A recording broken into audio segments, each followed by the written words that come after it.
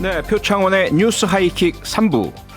어렵고 딱딱한 경제를 쉽고 말랑말랑하게 풀어드리는 시간이죠. 경제 프로파일링. 최입의 전 의원, 김윤경 기자, 그리고 김유리 리포터 세 분과 함께합니다. 어서 오세요. 안녕하세요. 반갑습니다. 네, 휴일인데도 나와주셔서 고맙습니다. 연속 2주. 네, 연속 2주차 그러네요, 진짜. 예. 어허. 제가 더 감사드립니다, 사실. 네. 지난주에는 개천절 대체 공휴일이었고요. 네. 오늘은 한글날 대체 공휴일. 네. 물론 이제 저희처럼 이렇게 일터로 나와 계신 분들도 계시지만 많은 분들이 대체 공휴일 쉬고 계실 것 같아서 네. 이거 이제 제자리 찾아가는 거죠? 처음에 이제 주 5일제 할 때도 어색했지만 그렇죠. 주 4일제 얘기도 글로벌하게 나오거든요. 나오더라고요. 예. 지금 대선 후보 중에도 말씀하시는데. 네네. 네. 그래서 그런 것도 익숙해질 수 있을 것만 같습니다. 아, 과연 그날이 올까요? 진짜 뭐 주 5일째 언제였나 싶어요. 아, 네. 그러게요. 자, 오늘도 따끈따끈한 경제를 본격적으로 추적을 해보겠습니다. 첫 번째 경제 이슈 김유리 리포터가 먼저 전해주시죠. 네.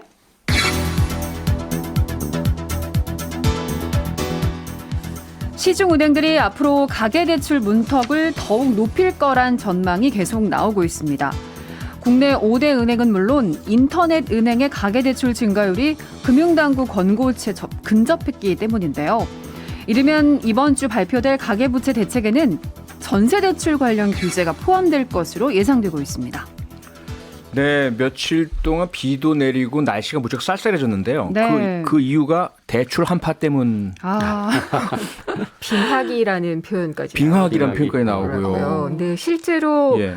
금융당국이 총량 규제를 하면서 이제 대출이 안 되는 경우들, 그러니까 네. 지금 가계대출 증가율 자체가 이제 지난해 말에 비해서 전체적으로 보면 평균이 한 5% 정도 늘어났더라고요. 네. 그리고 6%까지 맞춰야 되니까 네. 한도가 별로 없는 거죠. 거의 뭐 턱까지 올라왔네요. 예, 13조 원 정도가 남았다고 하더라고요. 아, 예. 5대 시중은행 같은 경우에. 근데 지금 대출 문턱을 당연히 높일 수밖에 없고, 네. 그다음에 이제 은행별로 보면은 전세 대출 한도를 예전에는 이제 보증금 전체로 나왔다면은 보증금이 오른 증액 범위 내에서만 대출을 해주는 그런 은행도 있고요. 아. 이게 지금 국민은행이 먼저 그렇게 했는데 하나은행이 그렇게 하고 있고, 네. 또 국민은행, 우리은행은 지점별로 한도를 둬가지고 더 이상 못하도록 이렇게 했다고 하고요. 아하. 뭐 아시다시피 NH농협은행은 일단 8월부터 신규 주담대 같은 경우가 중단이 된 그런 상황입니다. 제일 처음에 중단됐죠? 예, 그래서 네. 지금 이런 속도로 가면은 남은 한도가 얼마 안 되기 때문에 진짜 대출 한파가 올 수 있을 것이다라는 짐작은 어렵지가 않습니다. 네. 근데 이렇게 시중은행들이 대출 문턱을 높여버리니까 이제 다들 인터넷 은행으로 눈을 막 돌리시더라고요. 근데 그렇죠. 최근에 또 지난주였나요? 출범한 토스뱅크? 거기에는 또 막 2%대 금리다 이래가지고 예. 대기 번호가 막 100만 번이 넘어가고 막 그쪽에 열기가 아주 뜨겁던데요. 아니 그런 걸 저한테 좀 알려주시기 전혀 몰랐는데. 예금 통장을 만드는 것 자체를 이제 번호표 뽑고 기다리듯이 그렇게 그래요? 하신 거예요? 예, 그렇게 네. 했어요. 전 토스를 좀 이용하고 있어가지고 미리 해놨더니 통장 개설하기가 어렵진 않았는데 예. 많은 분들이 어려웠다고 하더라고요. 그렇죠. 그래서 지금 막 인터넷 은행 쪽으로 대출 알아보시는 네. 분들도 많고 그쪽으로 눈을 돌리는 분이 많더라고요. 그러니까 이제 토스 같은 경우에 이제 이번에 새로 오픈을 하면서 금융당국에서 연말까지 네. 대출 가계 대출을 5천억까지로 이렇게 하라라고 좀 제한을 줬어요. 네. 근데 불과 지금 뭐 영업 개시한 지 10일도 안 됐는데 뭐 벌써 3천억 원의 이제 대출이 실행이 됐다. 그래서 벌써 한도 다 차간다. 아, 라는 얘기가 그런가요? 나오는 상황인 거죠. 그러니까 와. 지금 뭐 이제 인터넷 전문 은행이 이제 카카오뱅크, K뱅크, 토스은행 이렇게 이제 세 개가 있는데 네. 뭐 세 개 다 이제 뭐 똑같이 대출 규제에 대한 금융 당국의 그 뭐 시선에서 벗어날 수 없는 상황이고요. 특히나 카카오뱅크나 K뱅크 같은 경우는 원래 이제 처음 그 은행을 열어줄 때 중금리 대출을 좀 많이 해라. 그래서 중신용자들에게 대출을 많이 해주라라는 그 요구 조건을 가지고 있었고 그걸 잘 그렇죠. 실행하지 못해서 올해 상반기에 그거를 20%까지 늘리라고 했기 때문에 어떻게 보면 이제 주담대나 전세자금 대출은 신용등급 자체가 상관이 없거든요. 이제 담보가 확실하게 지급되다 보니까. 그래서 이제 그런 대출보다도 이제 앞으로 자기네가 지켜야 될 중신용자, 네. 중금리 대출을 많이 해야 되는 상황이고 일반적인 이런 주담대나 전세자금 대출은 아무래도 이제 눈치를 볼 수밖에 없는 상황이다 보니까 다른 시중은행과 마찬가지로 대출이 잘 안 되는 이게 이제 곧 닥칠 거다라는 거죠. 그러니까 토스마저도라는 네. 거고 지금 카카오뱅크 같은 경우에는 일단 지금 고신용자 신용대출하고 일반 전월세 보증금 대출, 직장인 사입도 대출 다 중단한 중단했죠. 상태예요. 예. 그리고 이제 K뱅크도 개인 신용대출 한도를 연소득인으로 제한을 했기 때문에 네. 토스가 2천억밖에 안 남았기 때문에 이래서 이제 토스의 한도가 줄어드는 것을 다들 걱정을 하고 있는 거죠. 네. 그러니까 어딜 가든 대출 받기는 이제 점점 더 힘들어진다 이렇게 생각하면 되겠네요. 그럴 아니, 수밖에 없는 것 같습니다. 예. 그게 어쨌든 대출이 무척 많아졌기 때문이라고 생각이 되는데요. 네. 얼마 전까지만 해도 대출 받으세요 하는 권고를 받았던 기억이 있는데 그러니까요. 지금 대출을 못하게 된다니까 일단 받고 보자라는 소위 말하는 가수요? 이것도 있을 테지만 그게 다는 아닐 거 아니에요. 왜 이렇게 대출이 많아진 건가요? 뭐 대출 지금 이제 주택담보대출이나 전세자금 대출은 당연히 주택 가격이 오르고 그다음에 전세 자금 그 보증금이 오르니까 네. 당연히 그거 따라갈 수밖에 없는 상황이 된 거고요. 아하. 그러니까 뭐 가수유보다는 이제 앞서 이제 주택 가격 때문에 당연히 오른 것이고 또 일부 이제 지금 금융 당국에서는 계속 그런 부분을 우려하는 거예요. 이렇게 네. 금리가 낮고 그러다 보니까 뭐 이런 신용대출이나 다른 뭐 전세자금 대출 이제 돈을 대출받아서 어디 다른 데다 투자하는 데다 쓰는 거 아니냐. 그래서 네. 뭐 주식 투자나 코인 투자하는 것도 그런 자금이 흘러갔을 수 있다라고 생각하면서 아무튼 전체적인 유동성을 줄이기 위해서 일단은 가계대출을 뭐든지 다 틀어 막으려고 하는 지금 과정인 거고요. 네. 그러다 보니까 아까 처음에 말씀하셨다시피 지금 이제 13조 5천억 정도의 대출량이 5대 은행에 남아 있다고 하는데 네. 뭐 차곡차곡 본다면은 4, 4분기까지의 그 과정에서 이 정도 수준 남아 있는 게 뭐 그렇게 적은 건 아닙니다. 앞에부터 쭉 그렇게 늘려와 그 속도를 좀 조절을 해왔기 때문에 네. 근데 다만 이제 수요가 아까 전에 말씀드린 대로 이렇게 너무 줄인다고 하니까 가수요가 생기면서 아하. 사람들이 더 받으려고 하다 보니까 네. 지금 이 남은 돈으로 과연 대출이 되겠느냐라는 우려가 좀 심각해지는 거죠. 그 이게 그냥 서민 입장에서 대출을 받지 않아도 되는 상황인데도 예. 뭔가 미리 받아놓으신 분들이 이익을 보는? 예, 그러니까 정작 그렇죠. 필요할 때 내가 대출을 못 받고. 안 받으면 손해. 네, 그래서 미리 받아놔야 나중에 혹시 뭐 전세금 올려줄 일이 있거나 뭐 이럴 때 써야지 약간 이런 마음으로 더 대출을 받아놓을 걸 후회하는 분들도 많이 그렇죠. 있더라고요. 예. 신용대출은 일정 정도 그 한도를 만들어 놓는 마이너스 통장 네. 같은 것들은 좀 미리 해놓을 거라는 지금 얘기들을 많이 하신 거죠. 네. 자, 이렇게 금융권에 정해져 있는 한도뿐만 아니라 그동안 여러 번 말씀하셨잖아요. 두 분께서 금융당국에서 가계부채 대책을 세우고 있다, 예고하고 있다. 네. 언제 나오는 겁니까? 이거? 이르면 이번 주에 나올 것 같아요. 이번 주에요? 예, 그러니까 중순까지라고 얘기를 했으니까 네. 이번 주 아니면 늦어도 뭐 후반이나 네. 다음 주 초까지 나올 것 같은데 예. 뭐 예상했던 대로 몇 번째 전해드린 적은 있지만 네. 총부채 원리금 상환 비율 DSR 규제를 이제 전세 대출에도 적용을 하는 것을 생각을 하고 있는데 지난주에 이 말씀 주셨었죠? 예. 네. 그리고 이제 DSR 같은 경우에 이제 이금융권에는 안 되고 있는데 이금융권에도 해서 조금 더 강화하는 방법 이런 것도 좀 그 예고가 되고 있고요. 네. 그다음에 그 대출을 해주면은 무조건 늘어나는데 특히 전세 대출 같은 경우에 만기에 그냥 일시 상환하는 그런 경우가 많잖아요. 네. 근데 이거를 부분 분할 상환하도록 하는 제도를 좀 도입을 할까 생각을 하고 있다고 합니다. 그러면은 어쨌든 총량 규제에서 총량은 좀 줄어들게 되니까 아하. 예, 그런 것들이 아마 이번 전세 대출 그러니까 이번 가계대출 대책에 네. 아마 좀 들어갈 것 같습니다. 그리고 뭐 전세대출 한도를 보증금 증액 범위 내로 줄이는 것도 포함된다면서요? 네, 아까도 말씀드렸지만 지금 국민은행이나 네. 하나은행이 그렇게 하고 있고요. 그걸 그 제도화. 방법을 네. 이제 제도화하는 아하. 것도 생각을 하고 있다고 합니다. 알겠습니다. 일단 여기까지 듣고요.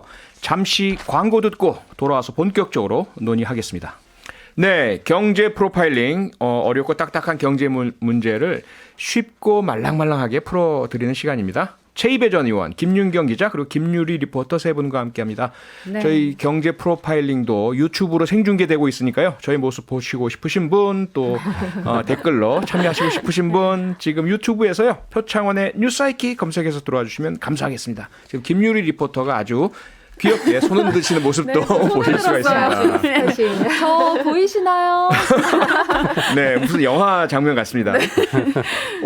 이게 소비자들께는 좀 반가운 소식 몇 번 짚어주시긴 하셨는데 네. 부동산 중개 수수료가 결국 인하하게 되죠, 김 기자님? 뭐 예고가 계속 됐었는데 네. 공인중개사법 시행규칙이 이제 규제 심사를 통과를 해가지고 이달 중에 시행이 될 전망이고요. 네, 그러니까 이게 요율이 굉장히 복잡해요. 뭐 6억에서 9억 원 구간은 뭐 이런 네. 게 있는데 딱 반값이 되는 구간들이 있어가지고 그걸 좀 반값. 알려드릴게요. 예. 반값 좋아해요. 네, 그러니까 9억 원짜리 주택을 매매할 때 네. 중개수수료가 즉 810만 원이었던 것이 450만 원으로 진짜 절반으로 뚝 떨어지게 되고요. 6억 원에 전세 거래할 때 네. 수수료도 기존에 480만 원이었던 게 240만 원으로 줄어들게 됩니다. 네. 많이 예, 줄었네요. 그래서 이게 이제 뭐 공인중개사분들의 많은 반발도 있었기는 하지만 반발하셨었죠, 계속. 예. 어쨌든 규제 개혁이 필요한 부분이다라고 했었기 때문에 네, 이제는 좀 반값으로 할 수 있는 구간들도 생기고 네. 어쨌든 수수료 상한이 매매는 6억 원 이상, 임대차는 3억 원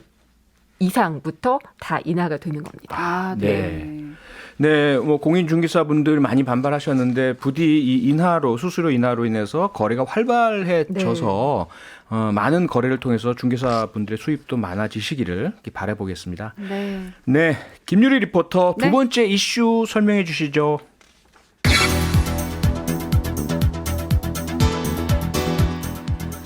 손실보상법 시행에 따라 3분기 소상공인 손실보상 기준이 확정됐습니다. 정부는 7월부터 9월까지 방역 조치로 인해 매출이 감소한 자영업자와 소상공인에게 1억 원 한도로 손실의 80%까지 보상하기로 했습니다. 하지만 자영업자 등은 100% 보상을 요구하면서 반발하고 있습니다. 손실보상액 결국 100%가 아니고 80%까지만 보상해 주기로 결정이 됐네요. 네, 이제 손실보상법이 지난 7월에 이제 그 국회에서 통과되고 바로 네. 7월 7일로 이제 공포가 돼서 시행이 됐는데요. 예. 이 손실보상법은 이제 헌법 23조 3항에 이 그러니까 정부가 아무튼 정부의 필요에 의해서 그 개인의 어떤 재산권을 이렇게 제한을 하게 되면 그 네. 부분에 대해서는 정부가 법에 따라서 정당한 보상을 해야 된다라는 규정이 있습니다. 네. 이제 그걸 근거로 이제 손실보상법을 이제 제정을 했고요. 네. 드디어 이제 지난 7월에 시작됐으니까 7, 8, 9 3개월 동안에 즉 3, 4분기에 있었던 손실액을 추정해서 이제 지급하겠다라고 정부가 이제 발표를 했습니다. 네. 그러니까 소급은 안 해주기로 해서 네. 그렇죠. 좀 반발이 좀 네. 있었고요. 또 액수도 100%가 아니고 80% 이렇게 정리가 됐네요. 그리고 이제 그 대상이 되는 그 부분은 조금 늘어났어요. 80%가 되기는 했지만은 예. 이제 그 소기업들 이제 연매출이 그러니까 이거는 근로자 수하고는 상관없이 네. 연매출이 10억 원 이하 그리고 10억 원 이상 120억 원 이하인 회사를 얘기를 하는데요. 네. 이 소기업까지도 이번에 좀 포함이 되고 네. 근데 이제 그 저기로 보면 집합금지 조치에 따른 곳 그다음에 영업시간 제한 관련 손실을 본 곳 네. 이렇게 해서 들어가는 곳 중에 뭐 유흥주점, 단란주점, 뭐 카페, 음식점, 노래 연습장 이런 곳들은 다 손실을 보상받을 수가 있는데 예. 진짜 매출이 많이 줄었던 곳 중에 하나는 여행업이잖아요. 그렇죠. 그리고 그렇죠. 여행업. 공연업, 예, 맞아요. 그리고 외부에서 이제 실외 체육시설업 이런 맞아요. 경우에는 또 이번에 제외가 됐어요. 아. 그래서 이 부분에 대해서도 좀 기준이 뭐냐 네. 반발을 좀 하고 있는 부분이 있고요. 그리고 최고 1억 원까지 이제 보상금은 받을 수가 있습니다. 그리고 뭐 예를 들어 가지고 일평균 매출이 작년에 비해서 50만 원 정도 줄었다. 네. 그리고 이제 인건비나 뭐 임차료 비중 이런 것들을 한 25%로 상정을 하면은 일평균 손실액을 17만 5천 원 정도. 그러니까 이게 제가 구체적인 금액을 말씀을 안 드렸군요. 이거 산정하는 게 좀 복잡해서 말씀을 드리려고 그랬는데 숫자가 예를 들다 보니까 많아지면 더 머리가 숫자가 아파집니다. 복잡해가지고 그거는 말씀을 안 드리도록 하겠습니다. 예, 예. 근데 궁금한 게 2019년을 기준으로 네, 네, 네. 해서 계산을 하는 방식이면 지난해나 올해 개업하신 분들, 창업하신 분들은 사실 그럭저럭 그래도 어떻게든 꾸역꾸역 이어나가다가 이번에 이제 이 여름에 방역 조치 4단계 가면서 갑자기 2인 이상 뭐 모임 금지하면서 네, 그렇죠. 갑자기 훅 떨어지 그런 분들은 현상이 없는 건가요? 아니요. 그런 분들도 이제 되는데요. 네. 그러니까 우리가 이제 그런 경우에는 국세청에서 그 단순 경비율이라고 해서 이렇게 계산하는 그 숫자가 있어요. 그래서 네. 그냥 매출액 곱하기 이 경비율을 곱해서 이게 비용이 이 정도 되고 나머지는 이익금액이다라고 하는 것을 이용해서 아무튼 추정한 손실액을 네네. 지급하는 것으로 보상하는 것으로 지금 해놨는데요. 네. 아무튼 지금 정부 입장에서는 이제 100%를 안 하고 80%로 하겠다라는 이유가 네. 전체적으로 모든 업종에서 이 코로나 때문에 결국 매출이 좀 줄어들 수밖에 없지 않았냐. 네. 그리고 이것에 대한 그 손실 보상은 영업 제한이나 금지를 한 부분에 대해서 보상하는 것이다.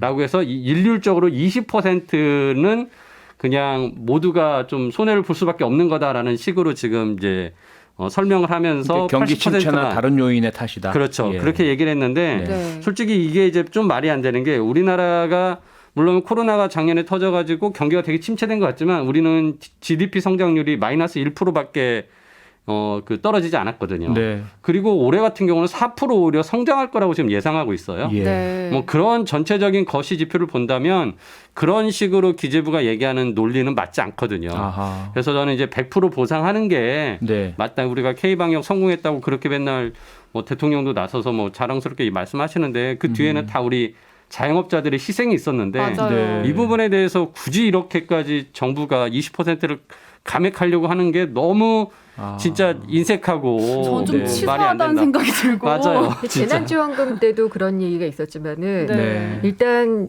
곳간을 책임지고 있는 사람들은 늘 보수적이어야지 된다는 어떤 그렇죠. 이상 편견에, 강박관념 같은 게 있는 것 강박관념에 조금 사로잡혀 있는 것 같아요. 고정관념, 강박관념. 네. 지금은 회복과 지원을 위해서 재정을 활용을 해야 경기가 더 많이 돌아갈 수 있다라고 생각을 하거든요. 네. 그러니까 이 어정쩡한 80% 기재부가 60%를 얘기를 했었거든요. 아하. 중기부가 80%를 얘기해요. 그러다 보니까 네. 재난지원금 88%뭐 이런 식으로 한 것처럼 이번 정부가 예. 유난히 팔자를 좋아하시는 것 같아요. 왜 자꾸 80, 88 이렇게 되는 그러니까 건지. 서로 이렇게 겨루다가 네. 대충 중간에서 이렇게 합의를 하게 되는 것 같은데 네. 그런 경우에 이제 재정을 어떻게 써야지 더 효율적으로 쓸 수 있는지를 무조건 안 쓰는 거가 능사는 아니다라는 생각을 좀 당국이 맞아요. 해줬으면 좋겠어요. 김윤경 기자님 말씀 주신 것처럼 재정당국이 딱 그 얘기를 하더라고요. 80%만 왜 주냐 100%를 네. 줘도 부족한데 이게 그렇죠. 소급도 네. 안 되는 마당에 네. 그랬더니 정부는 아니 정부에 돈이 없습니다. 지금 80%만 지급을 해도 정부의 예상을 넘어서고 2조 원 이상이 필요합니다. 이렇게 예. 소위 말하는 앓는 소리를 합니다. 물론 정부에서는. 그렇기는 해요. 그러니까 지난번에 추경을 하면서 예. 이 이제 손실보상금을 처음에 기재부가 6천억인가를 가져왔는데 야 이건 턱없이 부족할 것이다. 그래서 지금 일단은 1조 원 정도로 증액은 해놨어요. 네. 근데 아마 지급하면 이것도 부족할 거라고 예상을 하는데 어허. 뭐 솔직히 얼마 될지 좀 모릅니다. 왜냐하면 지급해봐야 하니까. 예. 그래서 뭐 대충 나오는 얘기는 뭐 2조 원이 더 들 거다라는 얘기가 나오면서 뭐 3조 원 정도는 넘지 않겠냐라는 얘기가 나오는데 네. 그러니까 예를 들어 3조 원이라고 한다면 20%를 깎으면 6천억을 깎는 거거든요. 그 안 주는 거거든요. 자영업자들에게. 네, 그러네요. 근데 우리가 지난번에 설명했던 그 신용카드 캐시백을 통해 가지고 뭐 10만 원씩 돌려받을 수 있는 최대 10만 원씩 예. 돌려받을 수 있는 그거 예산이 7천억이에요. 맞아요. 그랬다 그랬죠. 네, 예. 그러니까 저는 오히려 이런 지금 집중할 때를 더 집중해야 되는데 너무 중구난방식으로 뭐 여기저기 찔끔찔끔 이렇게 예산 사업 만들어 놓고 하는 거는 진짜 오히려 말이 안 된다. 그래서 아하. 저는 이거 지금 이제 고시를 이제 일단 내놓은 거고 아직 확정은 아닙니다. 네. 최종적으로 의견 수렴하는 과정을 2주 거치고 이제 결정이 되는데요. 예. 이 사이에 아무튼 정치권이 좀 나서서 아하. 문제를 해결하면 안 되면 저는 대통령이 나서서 100% 줘야 된다라고 말씀을 하시고 기재부를 좀 혼내야 될 것 같아요. 네. 네. 그 정도까지는 잘 모르겠지만 근데 어쨌든 저는 예. 궁금한 게 그 100%로 지면은 만약에 100%를 준다. 예. 예. 그러면은 한 3조 6천억 원 이렇게 넘어가는 건가요? 지금 뭐 아까 말씀대로 이제 예. 뭐 추정하기가 되게 어려운데 그냥 네. 대략적으로 나오는 얘기들은 한 뭐 3조까지는 나가지 않겠냐 뭐 이런 얘기를 하니까. 네. 권칠승 예. 중기부 장관이 얘기를 하기를 예. 80%까지 주면은 지금 1조 원보다는 배로 들 것이다. 이렇게 음. 얘기를 해서 2조 원 추산이 나오고 있는 거거든요. 네. 그러니까 이제 더 주게 되면은 3조 원대까지로 추정을 할 수가 있을 것 예, 같아요. 일단 대략적인 추정이네요. 예. 말씀 네, 들어보니까. 이건 이제 가봐야 알 것 같습니다. 근데 네. 아무튼 정부가 좀 더 진짜 우리 자영업자들한테 넘치게 주면 넘치게 줬지 덜 줄 일은 아니라는 생각이 들거든요. 최 의원님 말씀처럼 이게 뭐 자영업자분들께 시혜를 베푸는 게 아니라요. 우리 헌법에 그렇죠. 예. 23조 3항에 규정해서 만든 정한 거고. 정부가 사유재산에 대한 제한을 했으면 정당한 보상을 하는 것이 헌법상 규정이니까 예. 제대로 좀 해줬으면 좋겠습니다. 자, 세 번째 이슈 김유리 리포터 전해주시죠. 네.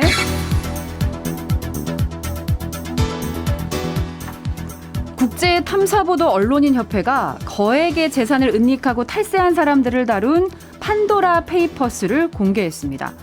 이 협회에 참여하고 있는 우리나라의 뉴스타파는 이수만 SM 총괄 프로듀서와 이재용 삼성전자 부회장이 탈세 목적으로 홍콩 등의 페이퍼 컴퍼니를 설립했다고 보도했습니다. 네, 뭐 있는 사람이 더해 이 말이 딱 떠오르는데 네. 우선 뉴스타파의 보도 내용 정확하게 어떤 내용입니까? 일단 이제 뉴스타파가 국제탐사보도 언론인협회 여기서 이제 전 세계 언론사들이 합동해서 네. 예, 이제 취재를 하는데요. 예. 5년 전에 이제 파나마 페이퍼스로 조세회 피처에다가 페이퍼 컴퍼니 만들고 있는 정재계 유명 인사들을 얘기를 했던 것보다 훨씬 더 많은 아, 더 많아요? 이번에는 예, 그때보다? 판도라 페이퍼스가 공개가 됐습니다. 이름도 더 확실하죠. 판도라의 상자를 여는 열었군요. 것처럼. 네. 예. 근데 여기서 이제 처음에 얘기가 됐던 게 이수만 SM 엔터테인먼트 총괄 프로듀서 그 회장이었거든요. 네. 이분 같은 경우에 이제 홍콩의 페이퍼 컴퍼니를 8개가 관련된 것으로 추정이 되는데 네. 그중에 5개는 차명이고 3개는 아마 실명으로 되어 있는 것 같습니다. 근데 아. 이 8개 법인의 모든 수익 소유자, 그러니까 예. 수익을 돌려받을 수 있는 사람이 다 이수만 회장의 이름으로 등재가 돼 있었다고 하고요. 하하. 그다음에 이 플렉스 디벨롭먼트라는 이제 차명법인 가운데 한 곳이 있는데 네. 이게 7년 전인가요? 그 캘리포니아 말리부 해변에 그 호화 별장을 매입을 하는데 네. 네. 매입을 했었을 때 과정에 이제 이 페이퍼 컴퍼니가 관여했을 것으로 이번에 이제 추정이 된다라고 뉴스타파가 보도를 했어요. 근데 예. 7년 전에도 뭐 본인과 어떤 의혹이 있었을 때 SM하고 이 페이퍼 컴퍼니의 연관성은 없다 그랬는데 있는 것으로 다시 또 추정이 되고 있고요. 근데 네. SM은 지금도 아니다. 라고 얘기를 하면서 이제 법적 조치까지 할 수 있다라는 그런 것을 시사를 하고 있습니다. 네. 근데 더 이제 관심이 모아지는 거는 이재용 부회장이죠. 이재용 부회장 같은 경우에는 이제 그 자본금 5만 달러의 배처리 파이낸스 코퍼레이션이라는 버짓 아일랜드의 페이퍼 컴퍼니를 가지고 있는데 예. 이곳이 일단 실제 수익 소유자로 이재용 회장이 되어 있고요. 네. 페이퍼 컴퍼니를 설립한 때를 보니까 2008년 3월에서 5월 사이더라고요. 2008년. 이제 특검 받았던 시기죠. 비자금 의혹 폭로를 하면서 네네. 예, 그래서 해외 비자금을 이런 식으로 조성하고 있었나라는 이제 추정 혹은 뭐 이제 그런 의심이, 의혹이 가능한 네. 거죠. 음. 근데 그때 이제 김용철 변호사가 이야기를 했을 때 네. 해외 비자금 조성 의혹에 대해서도 분명히 얘기를 했는데 예. 검찰이 밝혀내지 못했었거든요. 아. 이제 그 부분이 여기하고 연관이 된 게 아니냐라는 것 때문에 초미의 관심이 몰리고 있는데 네. 삼성 측은 뭐 아무런 언급도 하지 않고 있습니다. 아직까지요. 예. 반응이 전혀 없는 건가요? 안 하는 게 지금 유리하다고 생각하는 것 같아요. 네. 그러니까 이수만 총괄 프로듀서는 법적 조치하겠다, 명예훼손이다, 거짓이다 이런 반응을 했는데 이재용 부회장 측에서는 아무런 반응이 없다. 예. 네. 네. 그러니까 지금 이게 이제 2008년이 말씀대로 삼성 특검이 진행됐을 때인데요. 이 당시에 굉장히 많은 그 회사 자금을 횡령해서 네. 뭐 그림을 사거나 네. 또는 뭐 그것으로 주식을 사서 차명으로 관리하거나 막 이랬을 거라고 이제 의심을 들었는데 네. 마지막에 수사 발표는 그냥 다 이병철 회장이 돌아가시면서 나오는 상속 재산을 그냥 차명으로 관리하고 있었다. 그거가 여기에 나온 거다라면서 그냥 4조 2천억을 다 그런 식으로 4조 5천억을 그렇게 퉁 치고 넘어갔어요. 근데 네. 그 당시에 이제 해외에서 특히나 삼성물산이 해외 현지 법인들이 많은데 여기서 큰 뭐 반도체 장비를 사거나 할 때 이제 중개를 하게 되는데 네. 그러면서 일정 정도 뭐 리베이트를 받거나 한 것들로 해외에 그 비자금을 조성할 가능성이 있다라는 걸 김용철 변호사가 얘기했었는데 예. 그런 것들은 하나 다 밝히지 않았고요. 아하. 그리고 특히나 이제 지금 이게 이재용 부회장의 이름으로 만든 그 버진 아일랜드에 있는 지금 페이퍼 컴퍼니가 나왔는데 네. 이 회사를 설립한 목적이 지금 밝혀낸 거 가면 스위스의 은행 계좌를 개설할 목적으로 했다라는 식으로 나와 있어요. 아하. 그래서 이제 해외 비자금들을 뭔가 빼돌리려고 그때 특검 당시에 바쁘게 뭔가 작업한 거 아니냐라는 네. 의심이 이제 충분히 들기 때문에 이 부분에 대해서 좀 조사가 필요한 거죠. 그 페이퍼 컴퍼니라는 게 우리말로 종이 회사, 네. 그러니까 서류상으로만 존재하고 실제로는 기능을 하지 않는 예. 그런 이런 조세 회피라든지 탈세 등을 위해서 만든 가짜 그런 회사 이렇게 가짜- 이해하면 되는 거죠. 가짜 회사는 아니고 진짜로 아, 진짜 있긴 있는데 하지만. 법률적으로는 네. 존재하지만 경영을 안 하는 거죠. 그렇죠. 경제 활동을 안 위장된. 하는 거고 네. 은행 계좌는 다른 곳에 두고 계속 이제 자금을 순환시키면은 자금 추적을 할 수 없게 되기 때문에 아하. 이런 식으로 설립을 하는 거죠. 그래서 이제 알겠습니다. 이렇게 뭐 해외 그 조세 회피처에 이제 만들었기 때문에 탈세나 또 외국항 자금 관리법 또는 네. 이제 특정 금융거래 정보에 대한 신고에 대해서 누락한 거 네. 뭐 이런 것들이 이제 뭐 위반될 소지가 있기 때문에 저는 이 부분은 반드시 지금이라도 또 진실을 밝혀야 된다는 수사가 생각이 필요하네요. 법 위반이니까. 예, 예. 알겠습니다. 경제 프로파일링 오늘은 여기서 마치겠습니다. 최이배 전 의원, 김윤경 기자 그리고 김유리 리포터 세 분 수고하셨습니다. 다음 주에 봬요. 네, 감사합니다. 고맙습니다. 감사합니다. 평일 저녁 6시 5분에 여러분을 찾아갑니다. MBC 라디오 표창원의 뉴스 하이킥.